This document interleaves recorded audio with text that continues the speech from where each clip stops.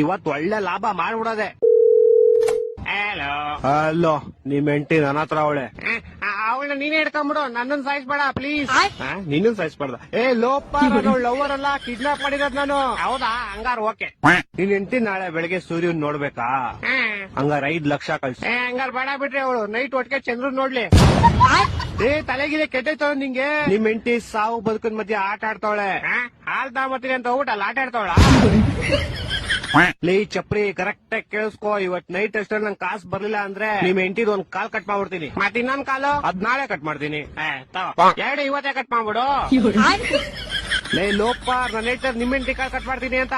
ನಾನೇ ಬೇಡ ಅಂದೆ. ಹೊಟ್ಟೆ ಎಷ್ಟು ಉರ್ತಾವ್ರು ಅಪಸ್ಮಾತ್ನ ನೋಡಿದ್ರೆ ನಾಶನ ಮಾಡ್ಬೇಕು. ಲೇ ನಂಗೆ ಯಾಕೋ ಇಷ್ಟು ರೋದನೆ ಕೊಡ್ತೀಯಾ?